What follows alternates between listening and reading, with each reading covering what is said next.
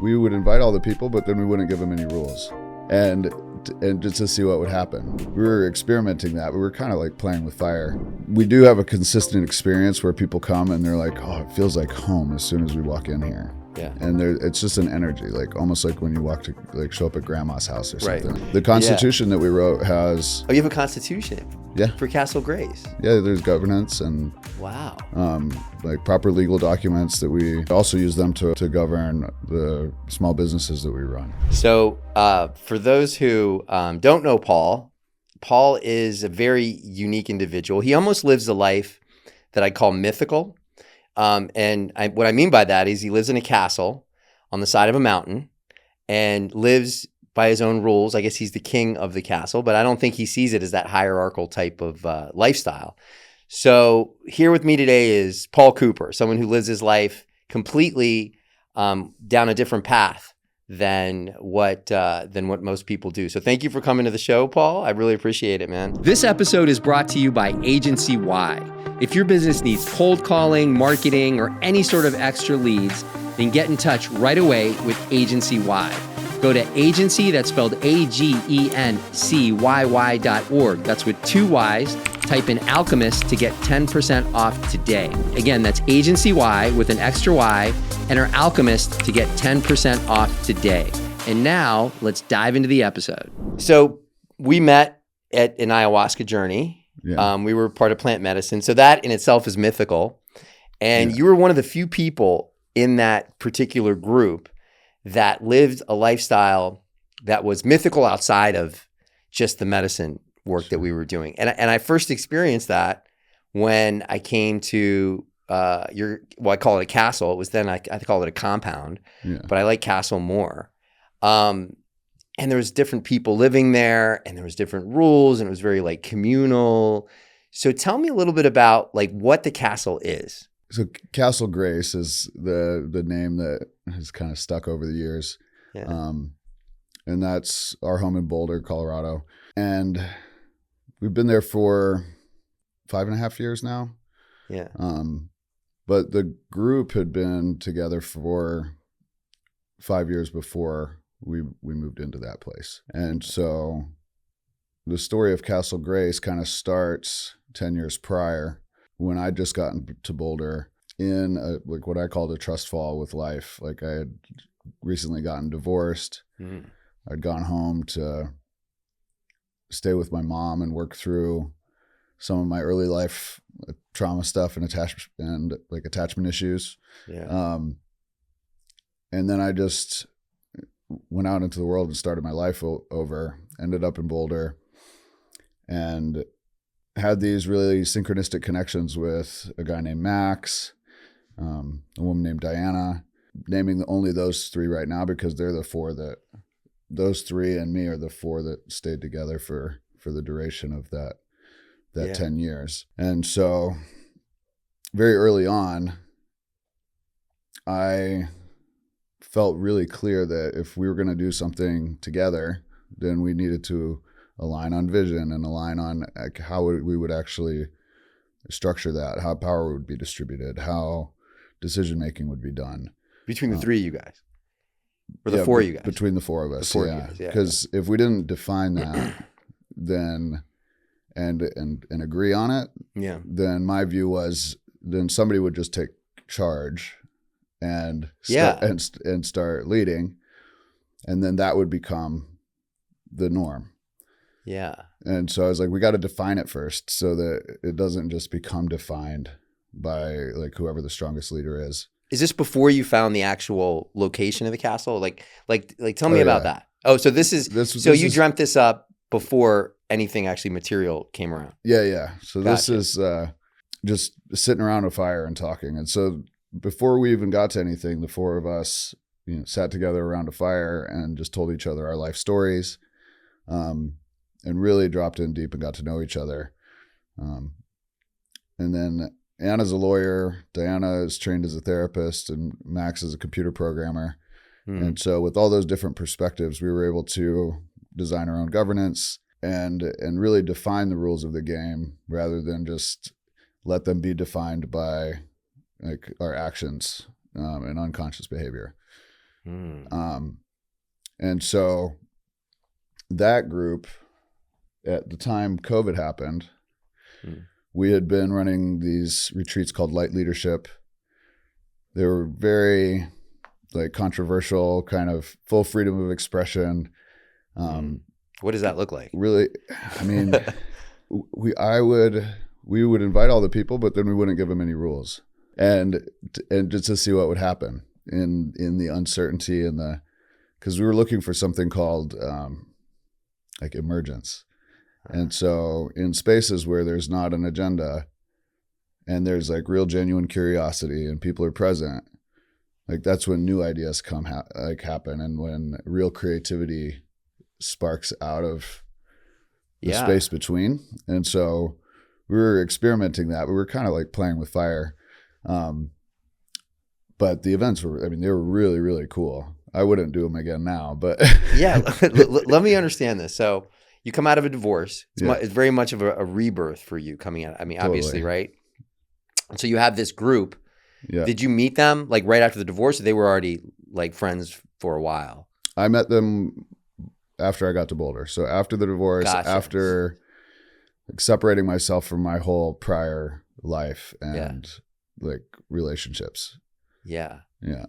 So who were you before the divorce? Like when you were married, what was a typical day in your life prior to the divorce? I was a waiter. Like my wife and I were service industry professionals. Yeah.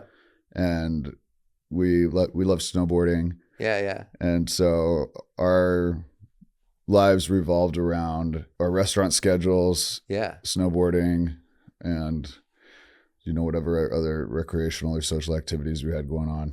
Right. So you were in Colorado doing snowboarding at the time, or you were somewhere else? We lived in Denver. My wife and I transferred from Tennessee when we were working for a restaurant called J. Alexander's. Yeah. And we were trainers, and so we heard that the Colorado restaurant was struggling. Yeah. And we're like, we'll go. Yeah. And we're like, okay. So they sent us out here, and we transferred to J. Alexander's down at on the south side of Denver and moved to Parker. That was back in like 2006. So what year the divorce happened? 2010. So it was a 10-year gap between the divorce and when Castle Grace actually came into existence. Yeah. Wow. Yeah. And right now we're just rolling past the 10-year anniversary of like the group coming together. Really? Yeah. Wow. So when COVID hit, we were living downtown in Boulder, or me and Diana and Anna were living downtown in Boulder, and Max was living in South Boulder with some other team members. And when COVID happened, downtown Boulder got way less fun. And so I was like, maybe we like look for something where we can all get under the same roof again. Yeah. And started looking around and found this kind of rundown, like stone house that had a weird past and was like sparsely furnished as a short-term rental. I imagine they probably had a lot of trouble getting rented out because it was just kind of run down. Yeah. And when COVID hit, he couldn't do short-term rentals with it anymore, so he put it up for long-term. And so I looked at it and I was like, I don't know, and so I looked at a bunch of other things, and we tried to apply for 2 or 3 other houses, but it just wasn't working. And so I went back to this one again, and I was like, you know what, I'll just apply. And so I applied for it. And within minutes, like it just came back like, your application's approved. And it was the most expensive one of all of them. So it was like strange to me that like I just got approved. Like that one just went through so smooth, and the other ones it was like really difficult. I was like, okay, cool, let's do it. Yeah. And so there you were. And so then, the 4 of you moved in.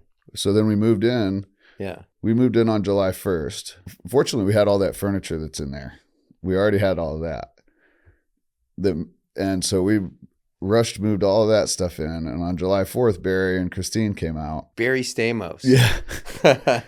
So I throw that in there because that'll bring us back onto another loop of how we got connected. But so Barry and Christine came out, and we had a One Heart party, and and did a July 4th celebration at the castle in 2020 when when we moved in.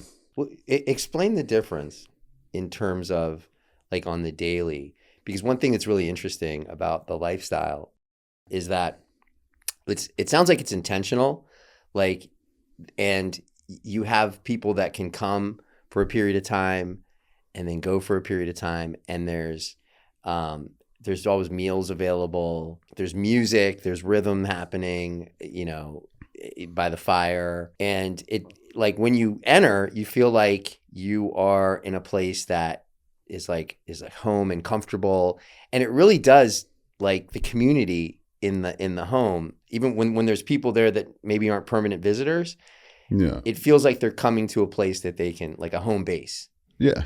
Type of place. So tell me what a typical day, like how do the chores work, and what's the main difference between having Castle Grace and having, you know, roommates with rules? Like, what do you see as being the? We do have a consistent experience where people come and they're like, oh, it feels like home as soon as we walk in here. Yeah. And it's just an energy, like almost like when you walk to, like, show up at grandma's house or something. Right. It's like, oh, you can relax. Yeah. My belief is that the reason that that's the case is because of how diligent we've been as a group in blending our lives. And so very early on, we pooled all of our finances, and we blended layers and layers and layers of our lives, and so that we could learn how to communicate through the challenges and get, like, on the same page rather than each being on our own page in that area of our lives. And so 10 years in, now that all of that, like, the energy is truly familial. Like, we like care about each other like family members, and we would take care of each other like family members. Yeah. And the roles in the house have all been arrived at voluntarily. So there's nobody, like, made a chore list and handed it out and policed whether or not that got done. And I was pretty diligent about that at the beginning, because I was like, there's no way I'm living in a house where we've got name tags on the almond milk, rules on the fridge, chores on the fridge, and a long house meeting, like bickering about this or that, and like and like, you owe me this for this, and I was like, all of that stuff, like, we're not doing it. Did pooling the money together, was that something that kind of circumvented all that? Because, you know, if is that like one bank account, everyone kind of puts their money all in the same place, so that everyone truly is? It was almost that simple at the beginning, because nobody really started with any significant amount of money. So it was kind of that simple at the beginning. Now pooled resources mean that we have you know, businesses that we co-own, we have shared bank accounts, we have our own bank accounts. Like, we have a pretty elaborate financial system with different entities and et cetera, that governs, like, how the finances flow through the group. And that's what gives us the ability to, like, onboard and offboard people. And let them come in and out. You mean kick them out? I mean, the Constitution that we wrote has. Oh, you have a Constitution? Yeah. For Castle Grace? Yeah, there's governance and. Wow. Like, proper legal documents that we also use them to govern the small businesses that we run. So are the businesses, like, co-owned by all the people in Castle Grace? Mm-hmm. Like, between you? Really? Yeah. Wow. Yeah, so the first one we started was Transformation Agency. Yeah. And that was, you know, equally owned by the four of us. But for, you know, the segment of your audience that knows anything about entrepreneurship, equal partnerships or multi-stakeholder businesses, like, your likelihood of success, which is already pretty low. You got four, you have four partners, tanks, and they're all equal, right? 25. Oh, yeah. Right. And so then, but we did that on purpose, because then you need other governance to get around the stalemates that voting would cause. So if we just did, all right, we're all equal owners of this business, and then we don't keep thinking about it, and we just go work together and get something up and running. everything might go fine until there's a big conflict, or there's an offer to buy the company for a significant amount of money, and everyone's like, who owns what? And the guy's like, well, I started it, so I am 100%. And they're like, wait a minute, we never talked about that. Yeah. Or someone's working harder in the company than right. someone else. And they're like, I've worked way harder than you this whole time. Like, why do you get the equal amount to me? Yeah. But you avoided all that. Or not? We confronted all of that. I like that. I like that. and created our own like rules for all of that. And so part of the Constitution is a peer rating system that we've built an app that we use. We don't need to use it all the time now, but it's really helpful when we onboard new people or when we start a new sphere, which is what we call like a new entity or business or shared goal. And so when we start a new one, the peer-to-peer is really nice because you can have everybody each week, you can subjectively rate each other's participation. And then each person gets like a participation rating. And it's not necessarily good or bad, but you can interpret it however you want. And if you don't like it, then you bring it to the team and talk about it. Or if you do like it, then maybe you inquire, find out more of what you could be doing to do more of that. But it prompts a conversation that takes things deeper.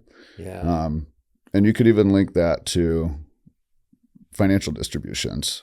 So in some of the more extreme cases of how we set up the governance, what you get paid would be directly related to what your peers rate your participation.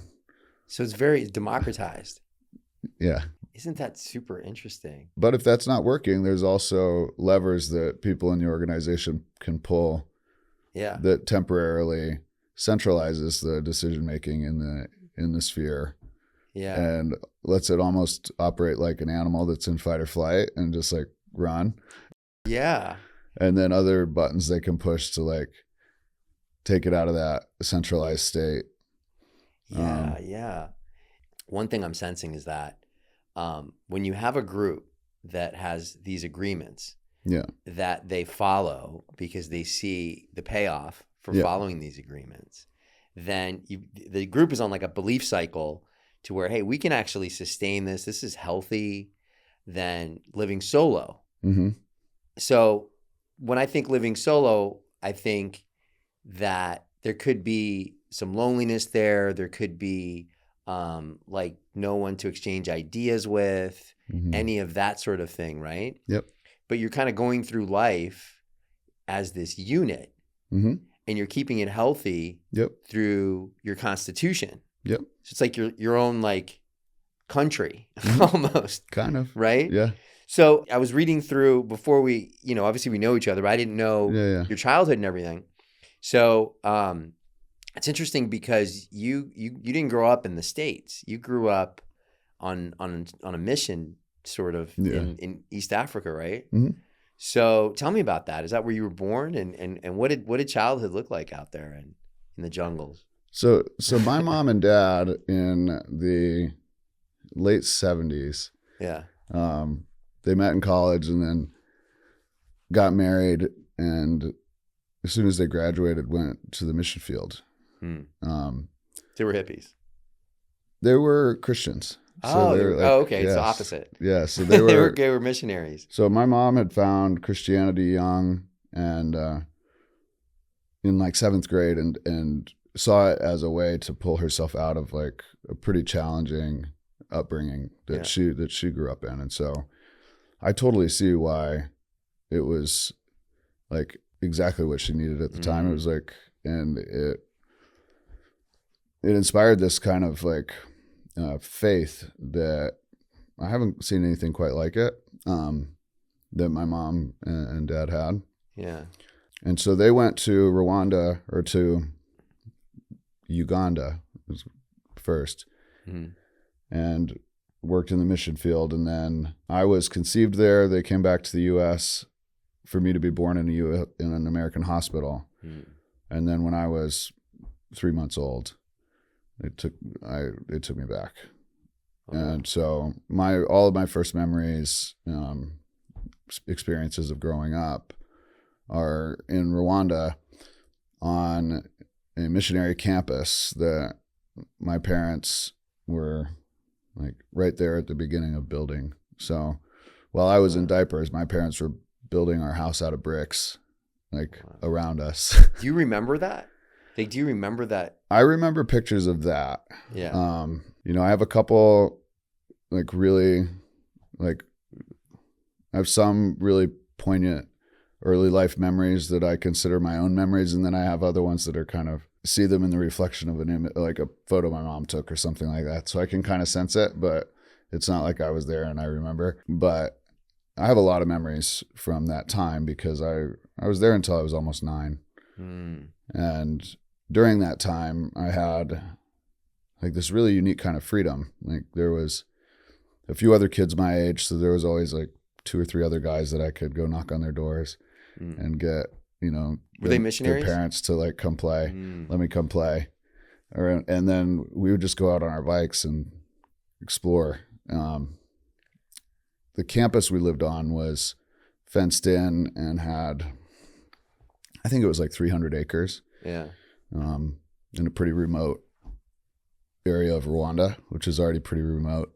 Yeah. Was it a religious upbringing you had? Because they were Christian missionaries. Were they, was the Yes. Bible, and was that a big part of your childhood? Yeah, it really was. Yeah.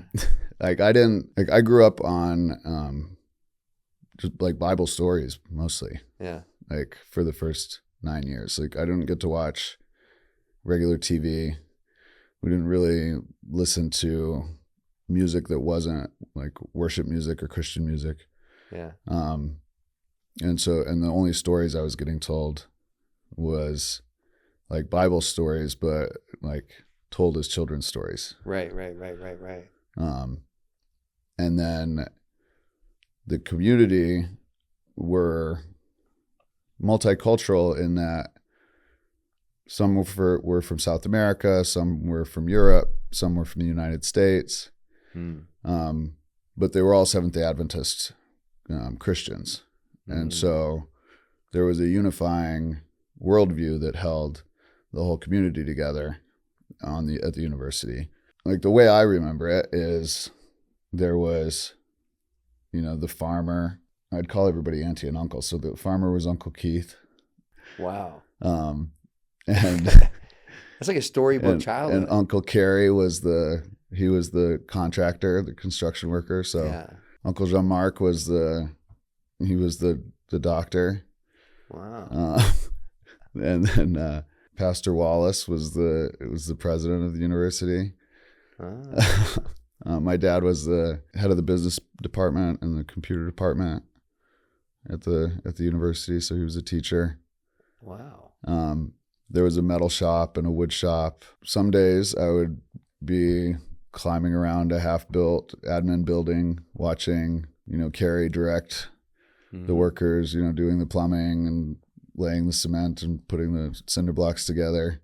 Another day I might go and watch the people down by the wood shop, like, building furniture that's later going to go in the admin building. Wow.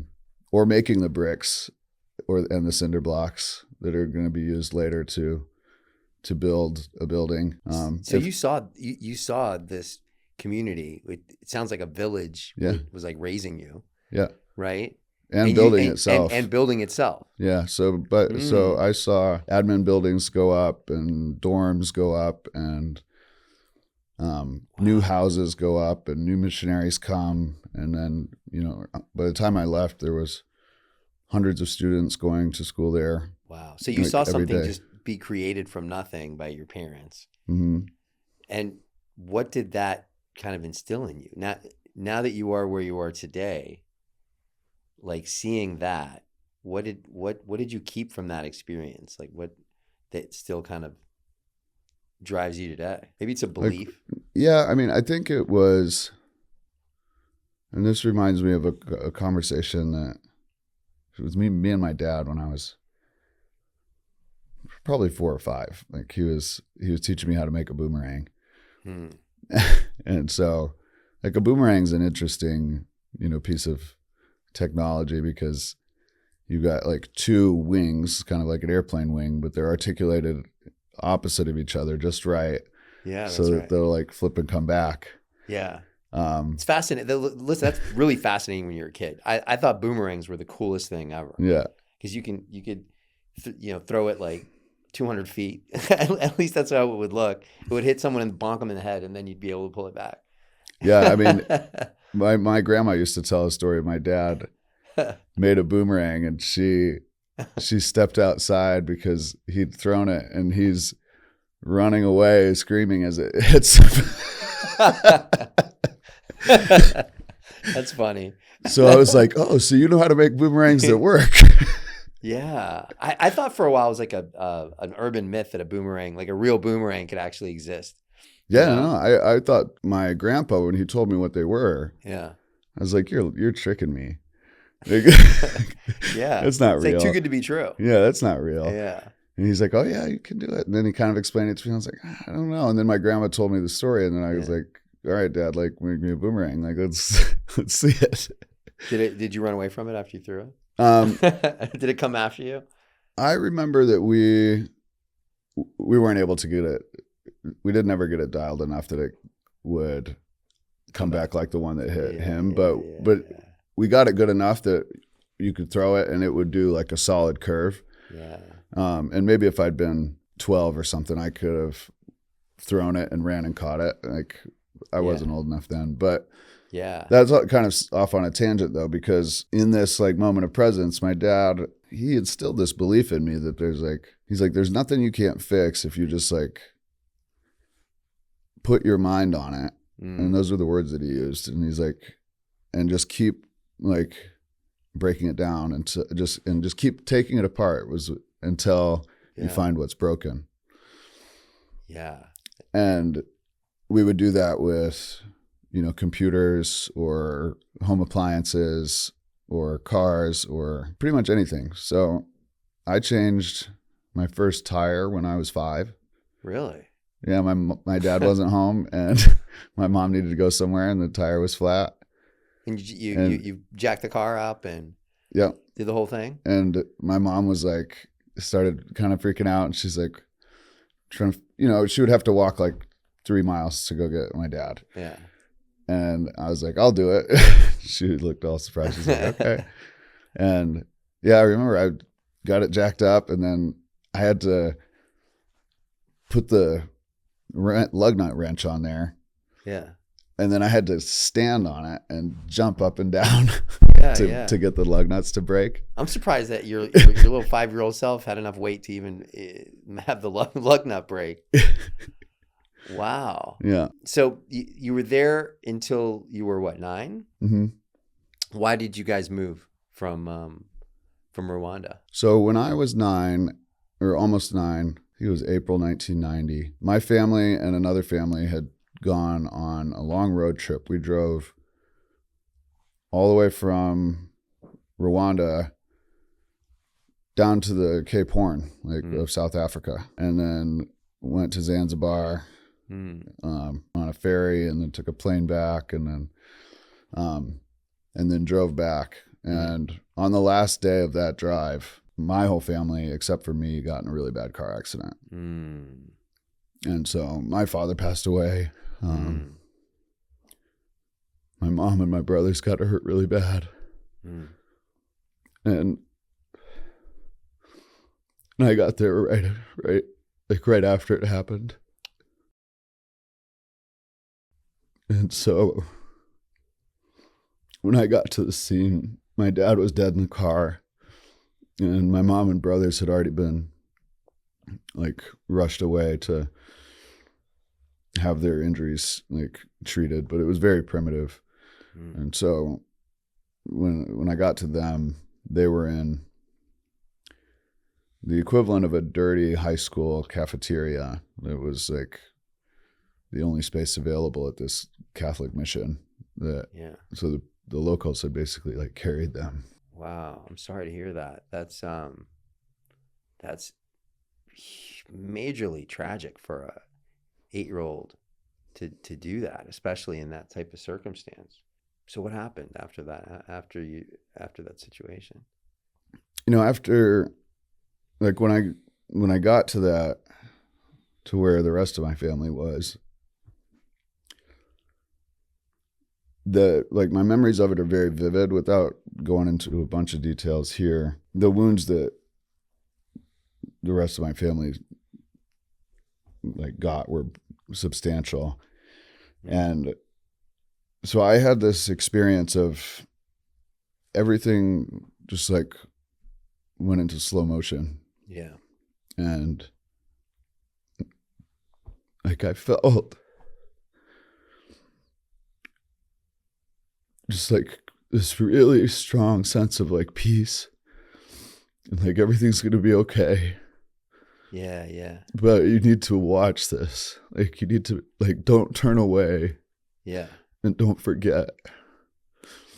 And so I walked around and made sure I saw my mom's wounds, really detailed, and my brother's, and the whole scene, and I comforted people that were crying, and everybody else was just running around, kind of freaking out. Yeah. Even the people who were driving the car that I was in. Yeah. Wow. And so you must have felt so helpless at that point, because as an 8-year-old, you're helpless anyway. There was nothing I could do. Nothing you can do, and suddenly your whole world has just been literally turned upside down. Yeah. Yeah. Your dad sounded like an incredible guy, by the way. Yeah. But I guess just watching. Yeah. And remembering gave me something to do. Because I knew I couldn't help with my hands. Yeah, yeah. At least not yet. Yeah. So at the time, my grandparents were missionaries in India. My dad's parents. Mm-hmm. And so we notified them, or they got notified. My mom and my youngest brother got airlifted to Brussels the next day. Mm-hmm. And then me and my other brother, Philip, stayed in Rwanda until my dad's parents could get there. And then we had a funeral service for my dad. And then my grandparents took us to South Carolina, where my mom's family was. So my mom's brother, my Uncle Lewis, was who we stayed with until my mom was able to, was healthy enough to transfer to a hospital in the U.S. So she transferred to a hospital in Greenville, which was actually the hospital I was born in. Oh, really? Yeah. And at first we could go visit her and Andrew there. They had broken bones, and it's a miracle they survived. And then when she was healthy enough to take care of us, her relationship with her family was still pretty dysfunctional at the time. And so she had a deep relationship with God at the time. And so she prayed a lot about it and asked for signs. My mom was always really good at that. And we ended up in Southwest Michigan in a place called Berrien Springs. And there's a Seventh-day Adventist university there called Andrews University. And that's where my parents had studied for a little bit before, and my dad's Aunt Eugene, lived there. And so we went and stayed with her until my mom could get an apartment. And then, the four of us started over in Michigan. Yeah. Your mom's faith probably really helped her through that, I would think. Yeah. Oh, yeah. Yeah. Yeah. How did the family unit evolve there in Michigan? Were you able to get, because that happened so quickly. You went from being in Rwanda to Greenville and now settled in Michigan. Did you find that the remaining members of the family were tighter because they'd all experienced that together, or do you feel like it turned into more I think we were bonded by virtue of like being in Rwanda together and all of that. My mom and my two younger brothers didn't have any memories of what happened. So you held all the memories. Yeah, because they were in the car accident. And I could tell you're telling me that now. You can live that car accident from that young age. My mom's faith is something I've never seen anything like it. Yeah. A few years ago, I got a chance to read some of the letters that she wrote to my grandparents. When all this was going on? Back then, when all of it was going on. How long ago did you read that? 4 or 5 years ago, I got them after my grandpa's funeral. I was going through some stuff in his garage. Yeah. And found the letters. Yeah. So I got to see, in a world without like cell phones or internet, like, where you'd write letters and then, weeks later somebody would get the letter and read it and then the letter would come back. It's like, it's such a different world of communication. And so just really beautiful expressions of her faith in the way that she was, holding it and relying on God and not falling into despair because of that. But in Michigan, my mom went back to school and we enrolled in Seventh Adventist schools there.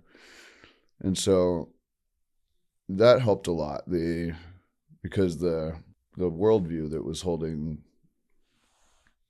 the community in Rwanda like had the same belief system as the church in the school that I was going to in Michigan. So that helped with the transition some. And in looking back, I transitioned probably better to American culture than most of the kids that grew up on the university with me that didn't have a big traumatic event to punctuate the transition. Yeah. So as I see now, other kids that grew up there, a lot of them have they've struggled to adapt. Yeah. And so, my mom, because of her beliefs, she was so steadfast. Every morning we had breakfast together as a family. Every evening we had dinner together. So she kept a very consistent lifestyle for us. She was very particular about, mate selection. I remember asking her once when I was mean dating? Yeah. Well, I remember asking her when I was 10, I was like, can you get married again so that we could have another dad? Yeah. You remember asking her that? Yeah. Wow, you have such vivid memories from your childhood. Oh, yeah. Wow. And then she told me, God's your father now. And I remember being so mad at her. I was like, how can I talk to him? That answer doesn't help me right now. Yeah. When I was 14, she started dating the physician that she met because me and my brothers needed to be taken to the hospital so often. Yeah. You guys were getting into it. Well, we would fall out of trees or sometimes it was us fighting, but more it was us just roughhousing and just being little wild animals that, running around in the woods and needing stitches. I remember one time I decided I was going to see how strong I was and I was going to break off a fence post. So that one of these green fence, wrought iron fence posts. So I spent an hour bending it back and forth, back and forth, back and forth. Yeah. And then on the final one, I'm fully leaned back on it. Oh, no. Where did it go? Where did it land? And it snapped and it... Oh, dude. And I still got the scar. Oh, my God. But I needed 6 stitches, it was bleeding everywhere. Yeah. But just stuff like that. And so that's how we got to know Dr. Lauren. I got you. And then he had been recently divorced, and so he started inviting my mom over to like let us go swimming at his pool. Yeah. And they started dating, and so when I was 14, then they got married. Around the time that my mom was finishing her master's in psychology. And so then we moved, and she did her dissertation for her master's in psychology on stepfamily integration. Really? And so she surveyed like 2,500 families about how the stepfamilies like came together with like all this stuff. And so her and my stepdad have done, I mean, up against like the data, and like a remarkable job. It's not without its, flaws, and, families still have issues, but they've done a remarkable job of integrating the two families and creating a home and a family out of two groups from very different backgrounds. Like he had 3 kids and a daughter, or 3 boys and a girl, and my mom had 3 boys. And wow, it's like the Brady Bunch. And so there was 9 of us. Wow. Wow. And so, wow. And he already had pretty big house. And when they got married, my mom had a little bit of money from insurance, and so they pooled their resources and doubled the size of the house so that we could all have our own rooms. And so in a way, that was like the first experiment in kind of bringing together a community, like a group, to be able to support each other.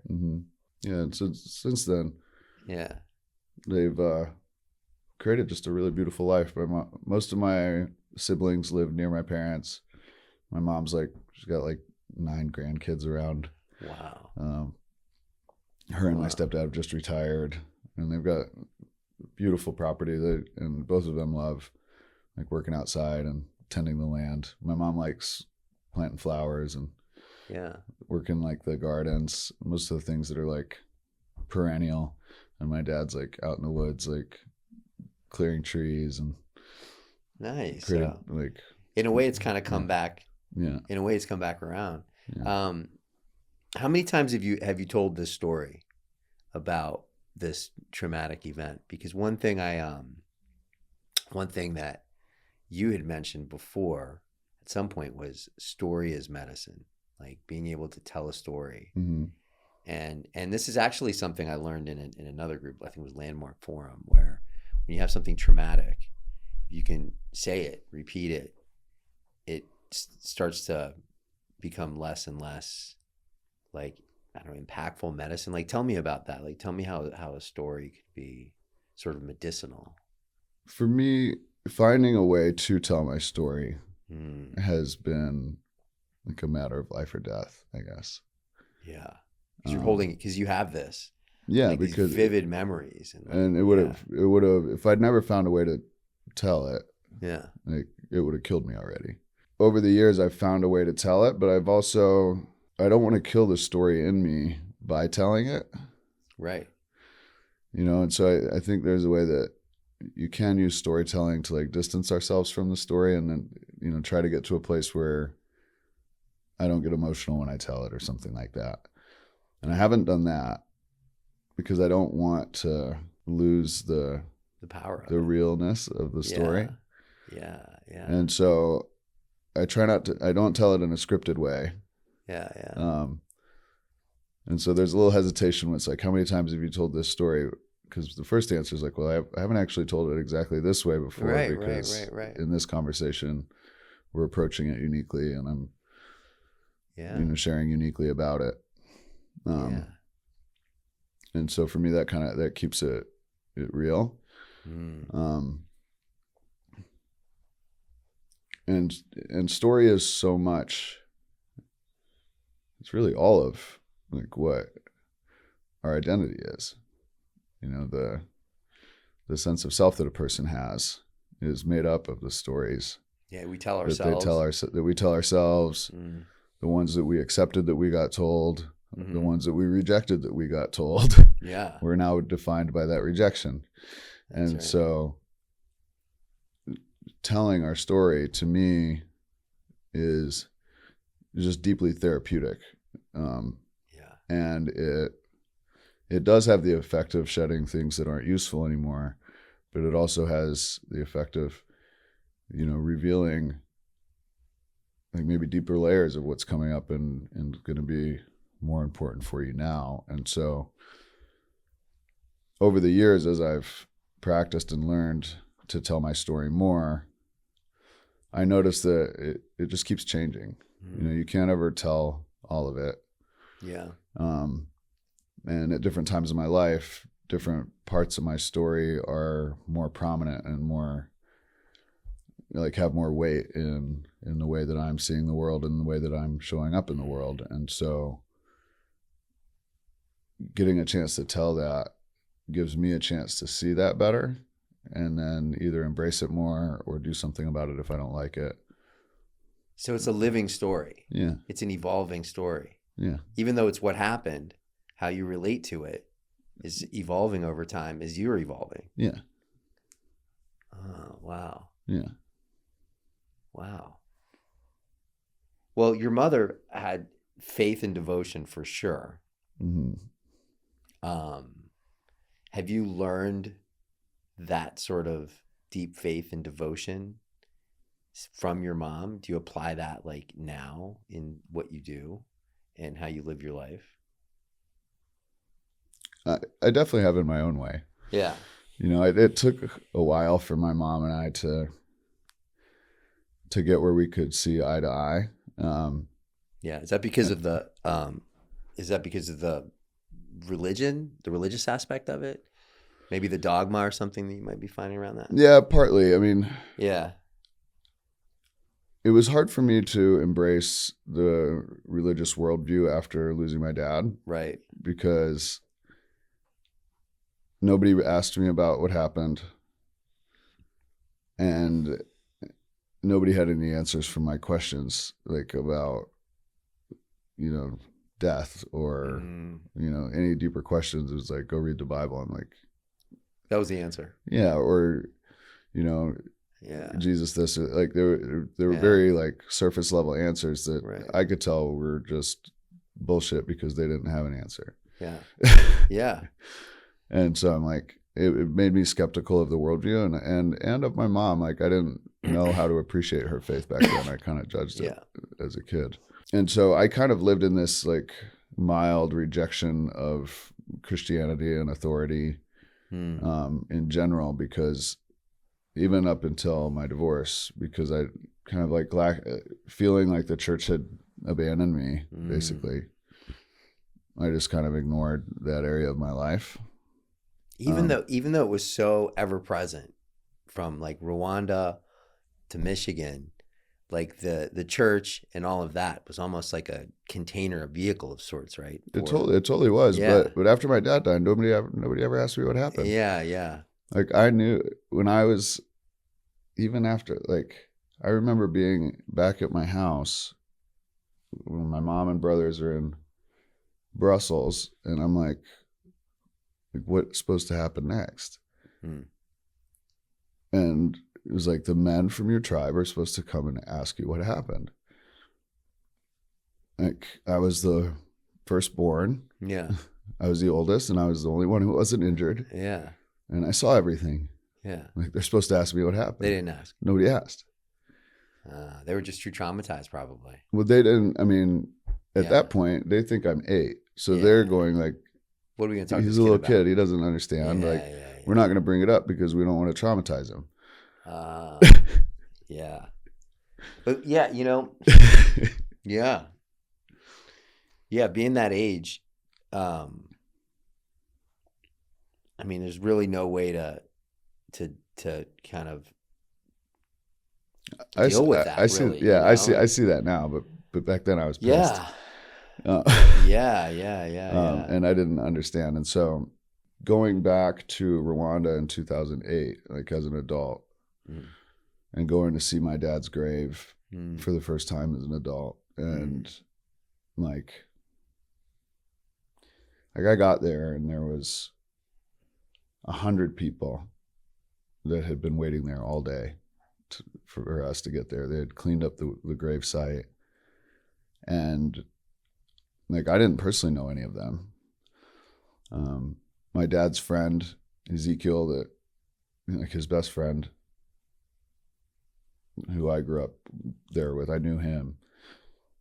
He was coming back there for the first time, and he told me afterwards that in that crowd of 100 people, there were people that had killed his family members during the genocide that had happened prior. Wow. And so like, we're talking about this kind of self-discipline for this man. Wow. To like he'd said he'd never come back because he got captured and tortured and left for dead. The only reason he was alive was because Uncle Keith went and drove his pickup truck through the wall of the jail and got him out. Wow. Because he was like fairly certain they weren't going to hurt an American.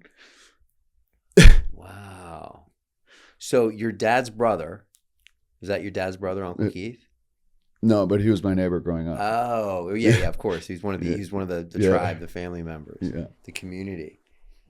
Wow. So you have a real connection to what happened in Rwanda in a lot of ways, because the people that you were around growing up ended up getting impacted by that genocide in Rwanda. Oh yeah, 100%. Wow.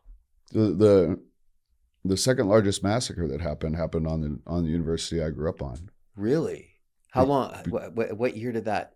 That happened in 1994, so it was 3 years.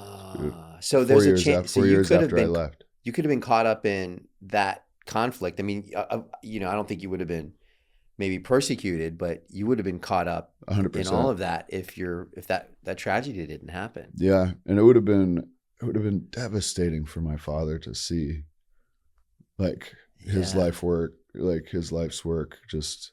So that university like that. was what happened? Did they in the massacre? Did they? When a lot of the students that went to university were Tutsis. Yeah. And so when they started to get persecuted, they all ran to the university for refuge. Mm. But then the university didn't have any military or like they've got like a pastor and a gardener, like and or even like fence it, and so they just made themselves like sitting ducks kind of, because and I apologize if anybody out there hears that, but it was unfortunate because my understanding is they came to the university for refuge, but then they were all in a big group unprotected, and so it made it easy. Wow. And so there's just absolute horror stories, and I can go back to the house that I grew up in now, and it's like half demolished, and every piece of metal that's on the house has been ripped off and repurposed, and it's all burnt out, and like drawings on the walls and stuff. And back to the story about Ezekiel had vowed never to go back to that place. And until my mom asked if he would take us there. And when we got there, I just started weeping. And everybody else was pretty stoic. The rest of my family is not quite as emotionally expressive as I am. But after I let myself cry until I was done, and then as I kind of came to and looked up, I just saw all these people there just so present, just being there with it all. And I asked Ezekiel, I was like, what would these people be doing like today if we hadn't been coming? Like, because we were so delayed getting there, they'd just been waiting around all day. And I was like, why I couldn't understand how in a country where like so many people had been murdered, like why did they care to take like some people coming to visit a grave? Okay. Yeah. Um, But your dad built that university, right? I mean, yeah, yeah. but I didn't fully understand. And I was like, okay, what would they be doing? And he went and asked the leader of the village that's close by. Mm-hmm. And the guy came over to me. He's like, come on. He's like, I'll show you. And so he took me down to the village, and we go into their, mud hut. Mm-hmm. And there's nothing in there except for a pile of bones, like almost to the ceiling in one of the corners, like human skeleton. Wow. And two bodies like almost put together, laid out on the floor. Yeah. Just stacked on top of each other. It's just piles of bones. And so so he explained to me that they had taken the day off of like putting the bodies of their own loved ones together from the mass graves of the genocide so that they could give them a proper burial. Wow. So this was all happening while you were there? Like when you went to go see the place where you grew up and your father's grave. That was in 2008. So that was 4 years after the peak of the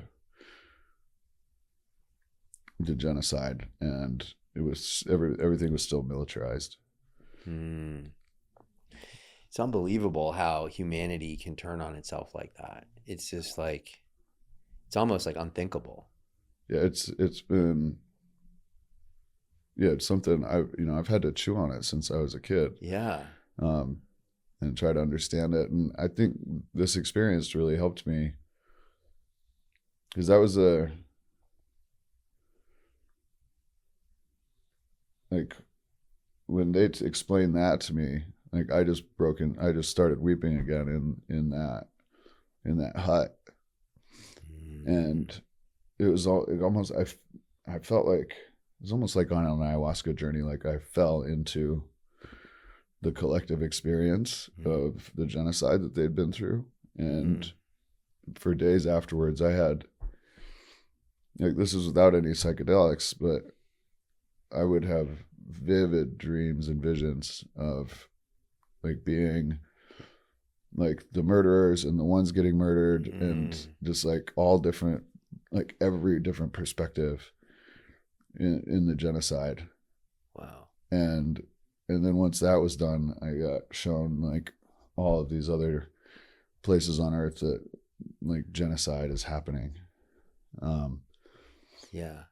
And so that happened for a few weeks after, like, going back and visiting.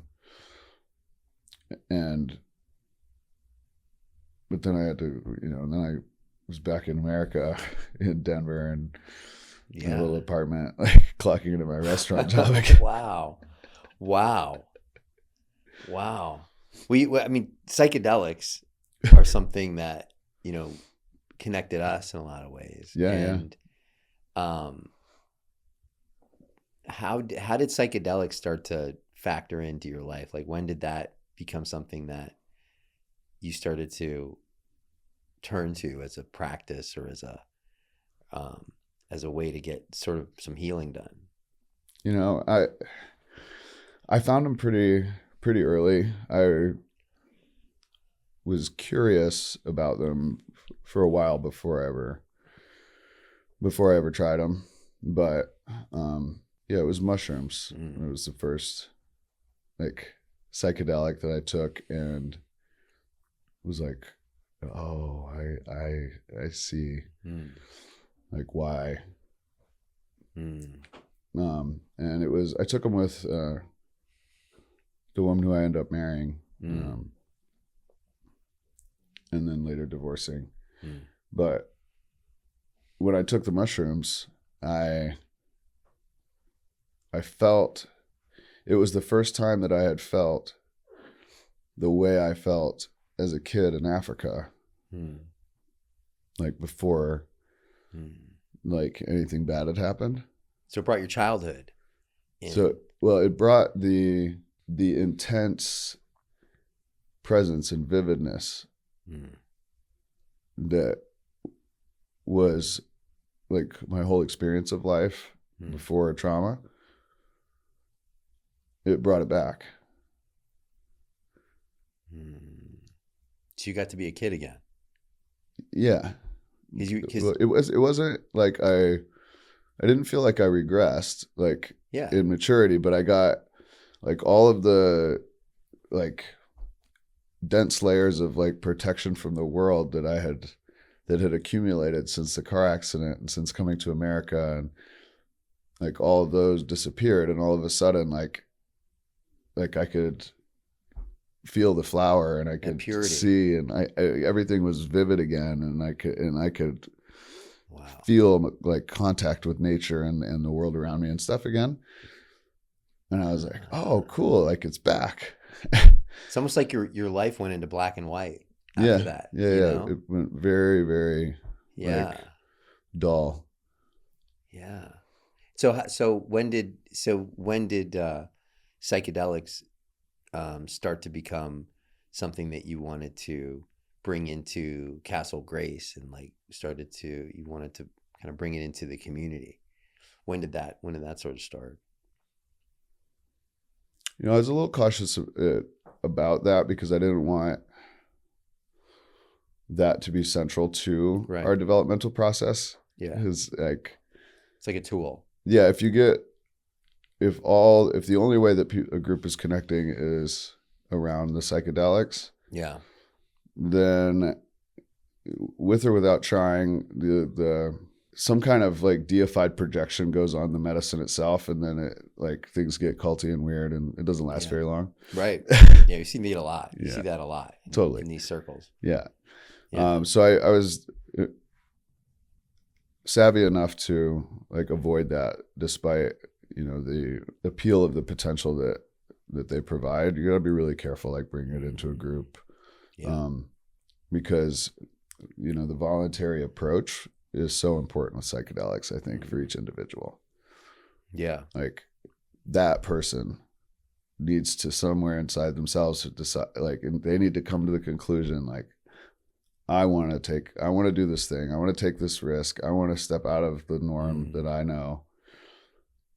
I have rarely seen it go well when someone else is twisting someone's arm. Like, you got to try it. You got to, like, that person usually struggles. The one that doesn't really know if they really want to be there, and they're doing it for their friend or whatever. Yeah. And so it's very easy for subtle dynamics like that to slip in a group where you're already mingling all these other things.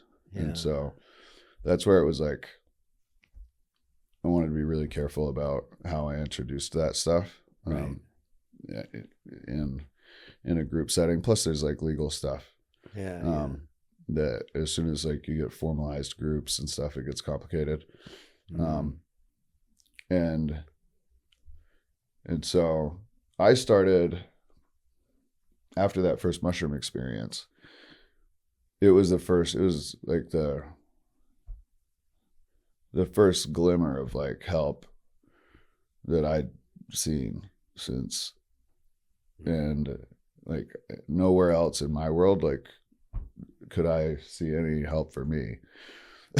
Right. So that became a pretty powerful tool. Yeah. And so I was like, okay, but my world doesn't understand this, doesn't know how to like, so I can't really tell anybody. Except eventually, I would make some friends in like the restaurants and stuff where like somebody liked to trip mushrooms or something like that. And, and my wife was up for it. So we, I would, whenever I could, anytime somebody was like, I've got some mushrooms, I'm like, how much of them you got? I was like, I'll buy all of them. And I'd stick them in my freezer, and like, so I could have some. And then about every 3 or 4 months, I would do 2 or 3 trips, or however many it took to get the conditions right and the dose right, to get like there. all to get there. Yeah. Yeah. And I would do it usually watching some kind of 3D animated cartoon, like a kid's cartoon, one that had a safe, Really? emotionally safe. So you would take mushrooms and you'd watch a cartoon. Yeah. Was it like a 1960s Bugs Bunny type cartoon? Or No. Like Kung Fu Panda or How to Train Your Dragon or The Incredibles. Yeah. So you really were living out that carefree sort of like childhood experience over again by watching these cartoons, yeah? And like in a way, the way I saw it is it was my way of doing physical therapy on my emotions. And so the cartoon, because it was a kid's cartoon, and my criteria was like a narrative that's simple enough for kids, so that it's not too complicated to track, visually stimulating, and ends happy. And so then I learned if I just stay with the movie until the end, it works out. I'll be fine. Yeah. And then I can learn to learn to have these like big emotional experiences and come back to center without getting stuck in them. Yeah. And in the traumatized state where I've got like stories locked away and like I was always suffering with like this kind of like emotional volatility where if I get too excited, you kind of get stuck there nervous system wise, or if I get too upset and you kind of get stuck there, and like I didn't have emotional flexibility or like I didn't like have muscle control over my own emotions. But the mushrooms and the movies would let me go on this like cool ride, and then I'd have like a few more hours to hang out and talk and like go outside in nature and whatever after the movie. And I could like create like a little safe like ego death pretty reliably. Wow. With that. And so that was like how I would get through. Like I would feel like the tension building in my system and like, and I was like, okay, now it's time. And then I'd go and like pop it, like release everything. And like, and little by little, I learned how to like bring those insights back into like just a day-to-day waking state rather than only having access to it. Wow. So you've really used that in a way to self-regulate, almost bring yourself to a point where you can know that there's an ending. And I love how you said like the happy ending. Yeah. Because that's in our control. Right. It really is. Life happens, and like there is a happy ending if there's an ending at all. The hardest part is the hardest part, at least for me, had been believing that things could end up okay. Yeah, of course. Well, as a kid, I mean, you got hit with a million things. In my world, anything at any moment, like the worst thing could happen. The other shoe's gonna drop. Right. It's always about to drop. And so that's a layer of anxiety. Maybe like almost in the operating system. It's like a bug in the operating system that doesn't allow you to. Or it'll fuck something up before it gets good. Did after the divorce or during the divorce, did anything from the past in terms of that like instability or kind of rug being pulled out from under you or anything, did any of that show up, or had you been working on yourself to a point where you would be able to kind of maintain stability and then build what later became Castle Grace? Does that make sense? Yeah. Yeah. By the time that was happening, I was ready for it. So I was still married when I went back to Rwanda in 2008, like we just described. Yeah. My marriage only lasted maybe less than 2 years after that, because I wasn't able to just ignore my spirituality anymore. So I started reading, Eckhart Tolle, New Earth, Awakening to Your Life's Purpose, and some Adai Shante books, The Way of the Peaceful Warrior, that kind of thing. And that was like enough to just diverge our worldviews, and like our communication got worse and worse, and eventually we got divorced without really getting into the details. But but I was like, I can't keep waiting for this other person to grow, to be ready to grow, for me to grow and anymore. And so I just was like, all right, I'm gonna grow, you can come with or not. But part of that was going to be like letting go of all the furniture and like going through like a whole reinvention of ourselves and our identities. And she was real resistant to that. I could understand that. She seems like she was on her own journey. Wow. So, well, thank you. First of all, that was like, what an incredible story. What is like, what does coherence look like to you now? Like, what does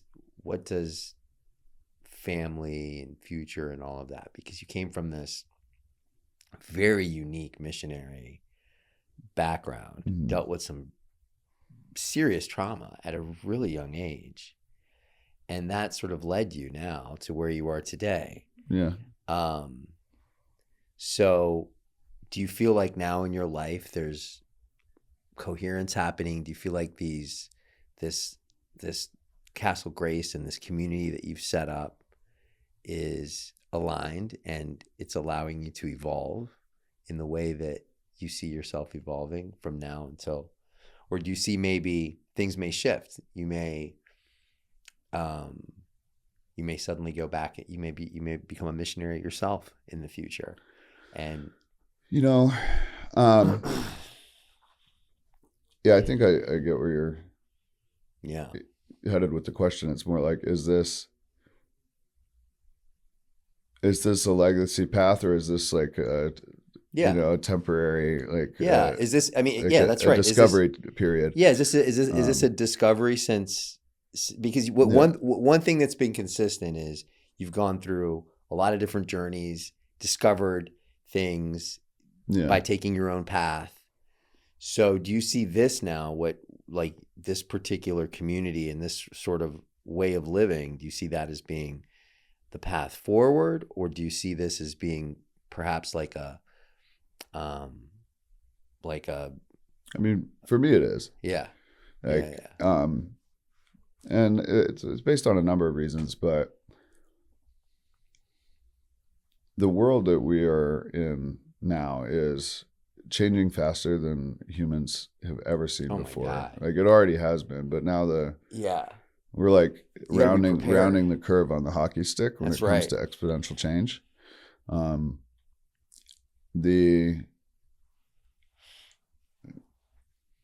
Most of the world is going through what I would call an identity crisis, whether it's at a nation state level or a family level or a city or town level.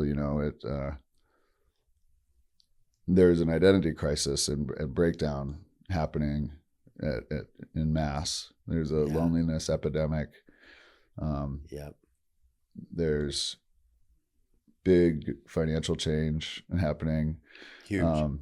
That you got to be pretty like savvy to track and understand. And I studied economics and psychology in college. I started studying economics, but then they tried to convince me that people made rational decisions about their money. And I was like, oh, if that's what you're going to base your math on, I'm going to need to also take psychology. Otherwise, it all comes back to that. Yeah. Otherwise, this is going to be a little weird. But to me, the best survival strategy for the coming years is small, coherent groups that have coherent shared goals that Yeah. they're all participating in pursuing together Hmm. is going to be the most important thing when it comes to survival. Like, I'd rather have a group like I do at Castle Grace than a bunker full of food and guns right now, if I'm prepping for an uncertain future. Right. um There's strength in that. There's strength in that yeah, community. all you need, if you have a small diverse group of people with like talent wise, Yeah. like, then that's willing to work together and actually prioritize the needs of the group, because they actually trust that their needs are also held in the group Yeah. by virtue of everybody else's prioritization of the group. Then you enter into, it creates a kind of safety that no material accumulation can afford you. Mm-mm. Yeah. And so I have almost been like, without having a group like that in place, like, kind of what's the point of accumulating the other stuff? Because the more hesitant you're going to be to let anybody in, the more stuff you have, because you're going to be worried they want your stuff. Yeah. It's a downward spiral. It can be. It can be. Yeah. Wow. Well, this sounds like, I mean, we talked a little bit before we even started, when we were having lunch. We talked about like valid lifestyle, like, this, the daily routine, the lives that a lot of people are living, the clock in, clock out, the vacation, whatever that is, that could go away, and pretty quickly. Things could get hugely disrupted, and it's completely out of our control individually. Mm-hmm. So bringing a group together and establishing your own constitution, and establishing, like, in words exactly what it is and what intention you guys are having, that allows strength in that. And so you're not facing all of that alone, and you're more malleable. Totally. So it's kind of like, is that how humans are supposed to live? Right? Like I believe, yeah. Like these social structures that were set up, in the nuclear and family age, or whatever that looks like, is that sustainable in the future? I don't know. But I can tell you, if we look at human history throughout, all of the time that we've been around, there's been all sorts of different ways, like, in terms of how community supports each other, and in terms of, like, what is actually healthy and how things evolve, and all that. And the Western society has really gotten stuck on this nuclear family thing, has really gotten stuck on this sort of rigid, regimented way of living your life. College, whatever, graduate college, retirement, dead. Yep. Right? That conveyor belt. Yeah. And so maybe the future looks like something completely outside of that, and that's okay. I think so. I mean, you're touching on something where I think society gets fixated on people's relating patterns and, like, what's right, what's wrong. Yeah. Christians like to say that marriage is about one man and one woman. Yep. I still haven't found the Bible to say that. Yeah. Turns out most of the guys that wrote the books had more than one wife. So yeah, that's right. That's right. So, as best as I can tell, without being a biblical scholar myself, the restriction of it being one and one is it's a later adaptation that communities have done, basically because they don't know how to manage jealousy and certain emotions, and so yep, safer. I think when it gets over fixated, and then as soon as, and this is, it kind of exemplifies something that happens in life a lot, but as soon as marriage becomes mandatory, it's not special anymore. Yeah. Because, of course, in a world where, you can set up your relationships however you want, the guy with the biggest sword and the biggest muscles can, just impregnate, whatever. He doesn't have to take responsibility. So if a guy comes along and is like, you and only you, and then creates a thing around that, then she's like, oh, wow, that's special, like amazing. Yeah. And then everyone else looks at it, like, oh, that's pretty cool. Like, look at the cool thing they did. Yeah. It's special only because it's being voluntarily chosen. Right. In the context of all these other options. But as soon as you make a rule, take away the other options and impose it, it's not special anymore. It's an obligation. And then fulfilling it feels like settling a debt, not giving a gift. That's right. And so it's killed, like the way that we've related to marriage, I think, has killed the beauty of it. That's very true.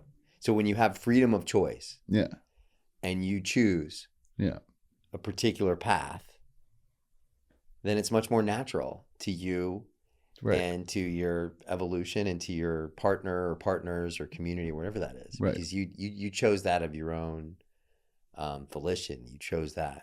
Right. Yeah. So that becomes a ceremony, a true ceremony. Yeah. Yeah. Yeah. And so I think everything like that principle is true in so many areas of life. And that's our Constitution is written with that in mind. And so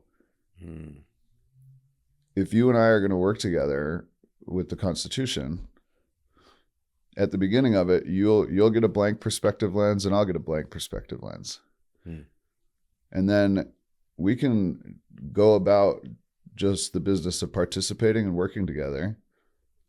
But as it becomes clear what you do that makes it work and what I do that makes it work, then those things go on the perspective lenses.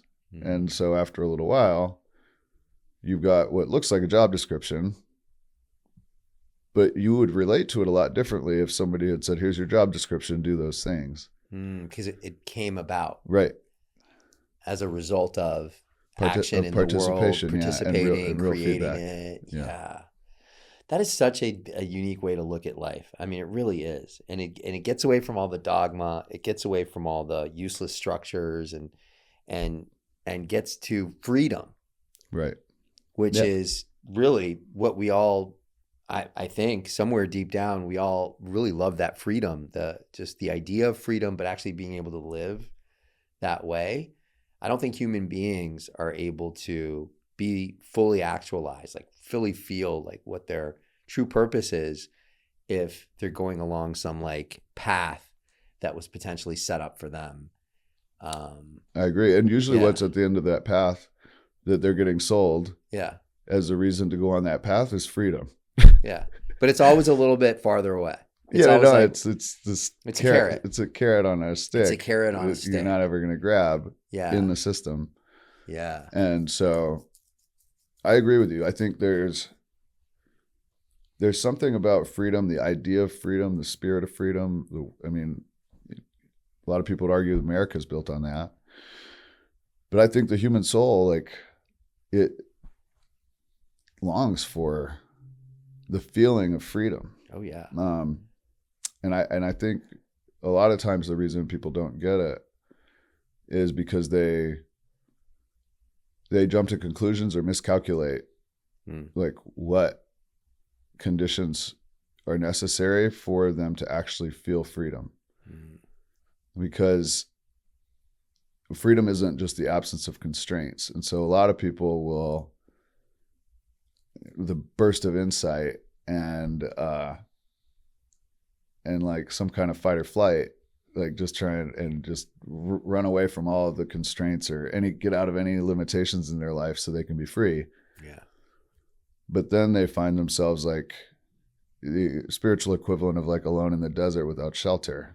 Yeah. And so you don't have any walls, but are you free? You don't have any options either. Yeah. It's like a big facade. Yeah. So there's like that freedom that is like the shedding of all limitations. Yeah. But the kind of freedom, the real kind of freedom that I think you're speaking to and what I've been trying to cultivate as a feature of the culture that we live in at Castle Grace, I mean, freedom it's the byproduct of participation in like a vertically oriented group where an individual learns to be like transparent and open, therefore connect with others. And that individual, like now in connection with others through participation, gets to a place where they're being effective enough that what they have to offer actually competes out in the world in a meritocracy and actually just demonstrates itself as better.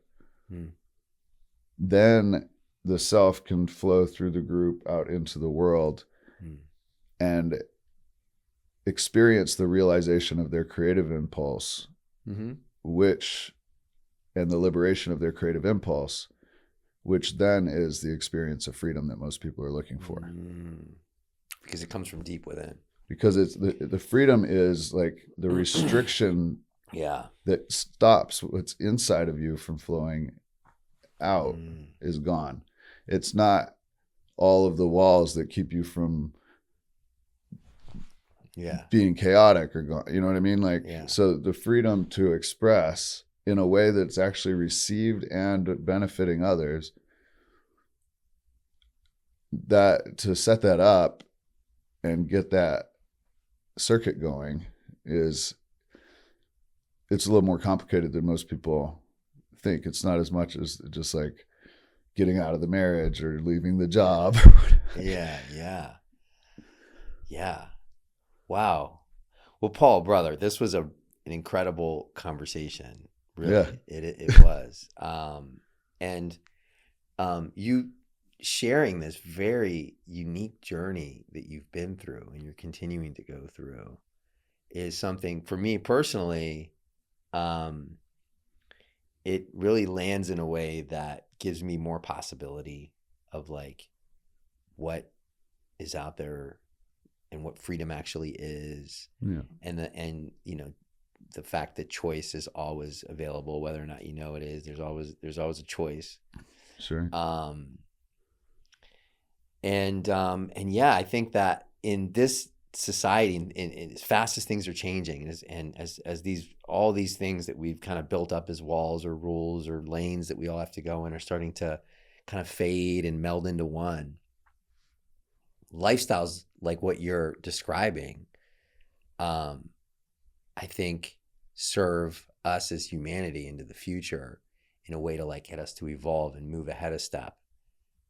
I would hope so. Yeah. And if you think about it, it's only been like, you know, how long is this industrial age or whatever, this information age now? Like this has been a couple hundred years, maybe. Yeah, not long.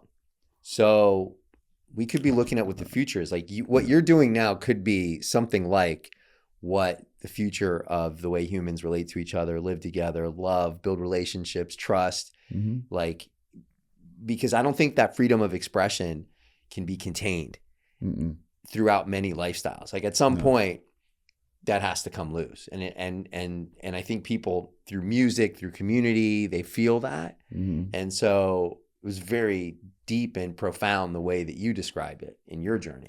Thanks. And wow, thanks so much for coming on the show, Paul. It's great to be here. This is a great conversation. Thank you. Yeah, it's been really a pleasure to be here. Yeah. You know, the last thing I'll say and is, you know, after a little over 10 years of being together, we finally put together, you know, an offering that I think that I'm really proud of. Yeah.